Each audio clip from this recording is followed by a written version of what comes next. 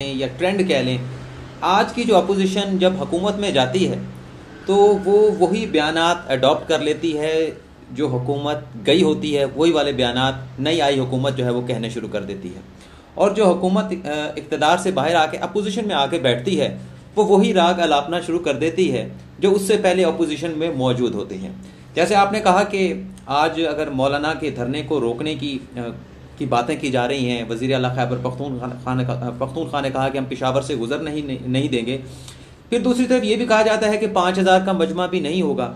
ایسی صورت میں جب 5000 کا وہ مجمع اکٹھا نہیں کر سکتے اور وزراء جو ہے بڑھ چڑھ کر اس دھرنے کے خلاف، اس لانگ مارچ کے خلاف بیانات دے رہے ہیں، تو آپ سمجھتے ہیں کہ وزراء بکھلاہٹ کا شکار ہیں اور وہ اس قسم کے بیانات دے کے عمران خان کی خدمت نہیں کر رہے، بلکہ مولانا کا جو دھرنا ہے اسی کو اہمیت دے کے اس کی ہائپ جو ہے وہ کریٹ کر رہے ہیں، اس کی اہمیت کو بڑھا رہے ہیں۔ بالکل آپ ٹھیک بات کر رہے ہیں کہ حکومت کو ان کے پاس کوئی جامع قسم کی منصوبہ بندی نہیں ہے۔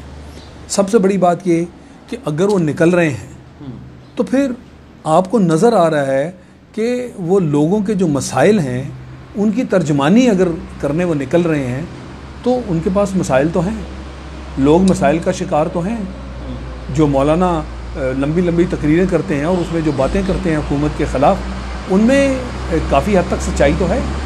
تو بجائے اس کے کہ آپ اپنی کمزوریاں دور کریں، آپ ایک عجیب سی بوکھلاہٹ کا شکار ہیں کہ ان کو روکیں کیسے، کیونکہ وہ جو بات کریں گے وہ لوگ جو ہیں وہاں پہ لوگوں کی اس کے ساتھ ہمدردی تو ہوگی ان باتوں کے ساتھ، کیونکہ وہ لوگوں کے مسائل ہیں۔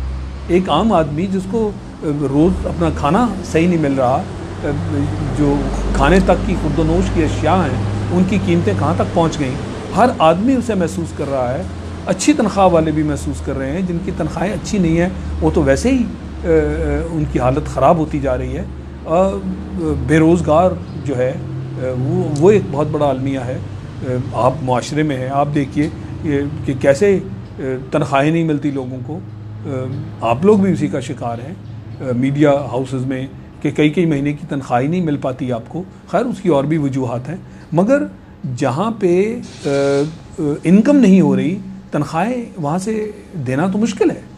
اور اس طرح کے جب حالات ہوں، معیشت آپ کی ٹھیک نہیں ہو رہی، آپ نے قرضہ لیا ہوا ہے، اس قرضے کی بنیاد پر جو جس کو آپ کہتے ہیں کہ معیشت جو ہے جنریشن جو آپ نے کرنی ہوتی ہے، وہ آپ کی انڈسٹری، وہ مختلف طریقے جس سے آپ نے فنڈز جنریٹ کرتے ہیں۔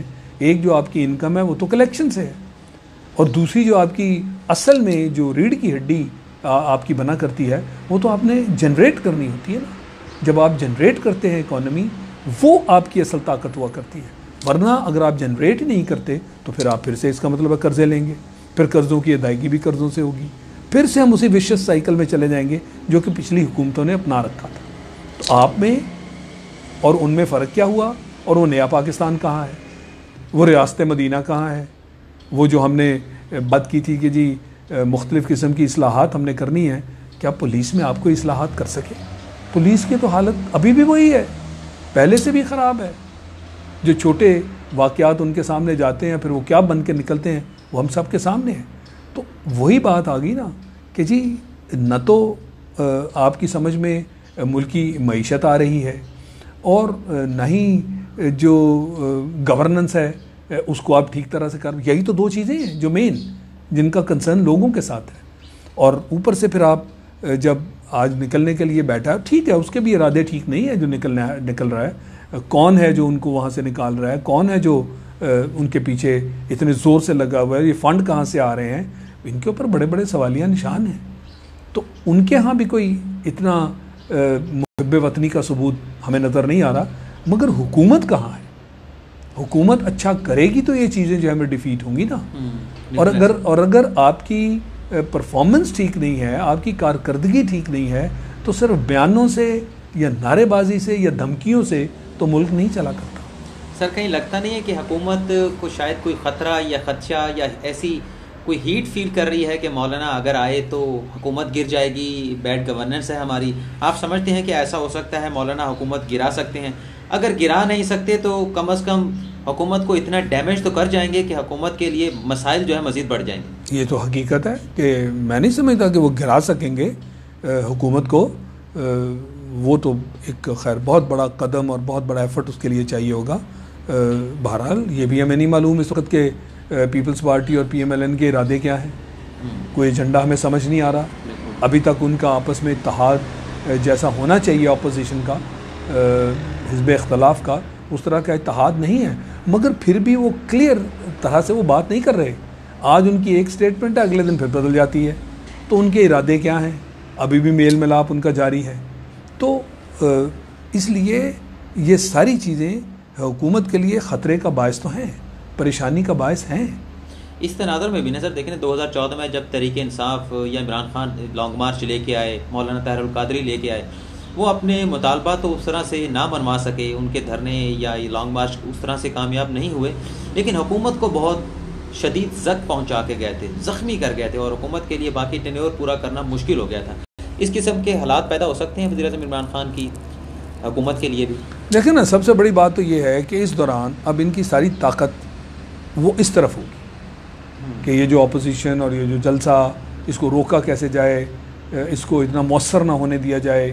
تو جو ملک کے کام ہیں اس وقت آپ کی ساری جو اٹینشن ہے وہ تو اس سے ڈائیورٹ ہو گئی. بالکل. تو ملک کے کام تو پہلے ہی صحیح طرح سے نہیں ہو رہے. ابھی ہم گورننس کی بات کر رہے ہیں, ابھی ہم منصوبہ بندی کا ذکر کر رہے ہیں.